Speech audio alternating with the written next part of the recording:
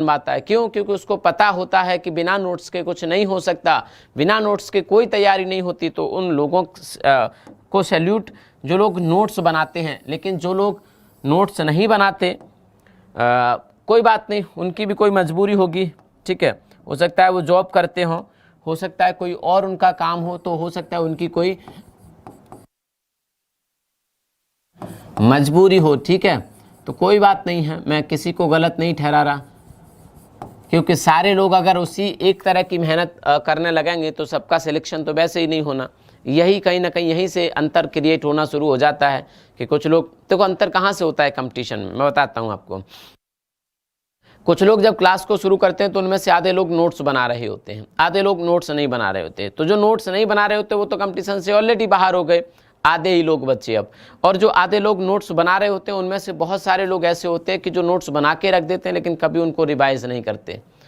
अब जो रिवाइज नहीं करते वो आधे लोग बाहर हो गए। अब जिन लोगों ने नोट्स बनाया और रिवाइज भी किया था समय समय पर उन्होंने क्या किया, रिवाइज भी किया था, लेकिन उन्होंने उतना रिवाइज नहीं किया था जितने और उसी ग्रुप के लोग रिवाइज कर गए थे।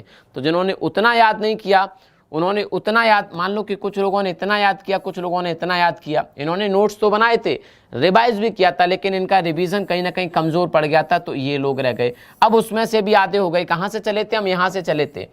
यहाँ से 1/2 ने नोट्स बनाए, 1/2 ने नोट्स नहीं बनाए, 1/2 जो ये तो बाहर हो गए। इसमें से भी 1/2 ने रिवाइज किया, 1/4 हो गए ये टोटल के। अभी 1/4 ने रिवाइज नहीं किया, तो जिसने रिवाइज नहीं किया वो बाहर हो गया, ये आए यहाँ पे।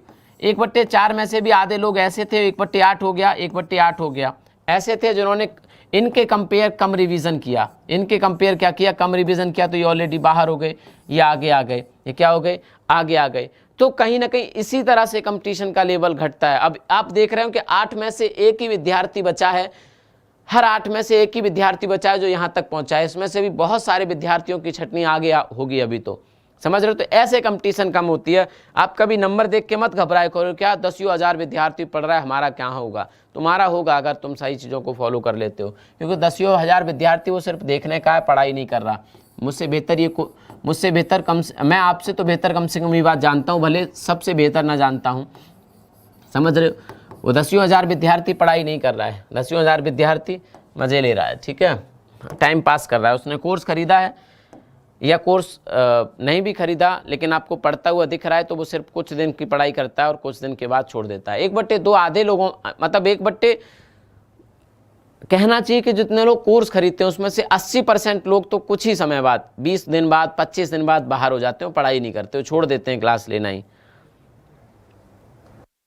चलिए, हमारा है चैप्टर आज का कृषि या एग्रीकल्चर आज का हमारा चैप्टर है, इस पे हम लोग फोकस करेंगे। मैंने आपको उस दिन बताया था कि सीमांत